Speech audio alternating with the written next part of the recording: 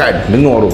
Apa lagi kau nak cakap? Korang duk cari kereta Recon import tak habis-habis pergi KL. Apa? Mengingat Ipoh tak ada. Ipoh bukan kaleng-kaleng tau. Ada juga sebiji showroom. Yang showroom dia sebiji macam showroom kereta baru juga ni dia. Ismo Automobile. Dia orang ni pun antara penjual kereta mini dengan Merc yang terbanyak dekat Norton.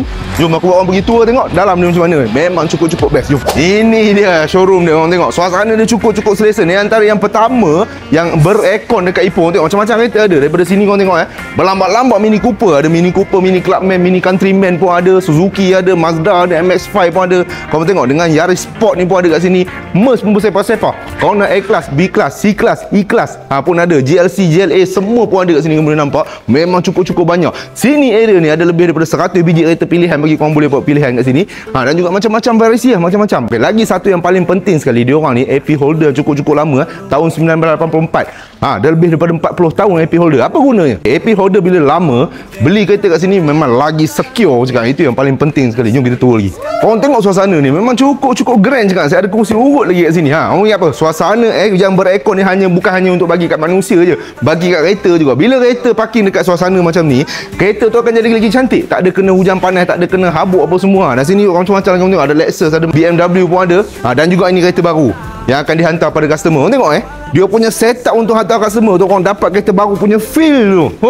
Memang power dengan saya ada screen kat belakang tu, bunga-bunga apa semua ni. Terbaik kan?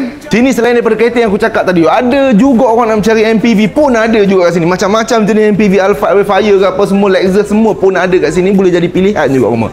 Power Ini yang buat orang pening ni. Macam aku contoh, kalau cerewet gila babi bro, 100 biji kereta ada kat sini, satu pun tak ngam. Macam mana cerita macam ni?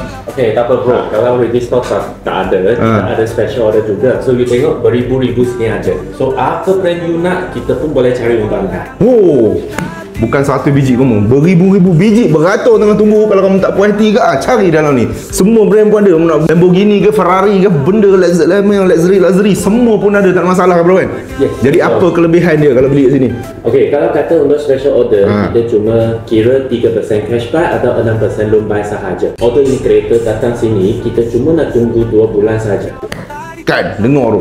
Apa lagi kamu nak cakap? Ni dia geng, Ismo Automobile. Terus aku cakap, Ipoh bukan kaleng-kaleng cakap. Lagi satu yang paling special kat sini, semua kereta dia 7 tahun warranty dan selected item ada 3 tahun punya free service. Korang tengok, yang paling penting dia orang garanti apa tau? Bukan kereta accident, bukan kereta banjir, dan juga yang paling penting, kereta tu mileage dia tak adjust. Lagi satu, auction report pun transparent. Korang boleh minta direct dengan dia, tengok auction report. Sebab banyak korang tahu, beli kereta Recon paling penting auction report. Okay, itu yang paling penting sekali. Transparent.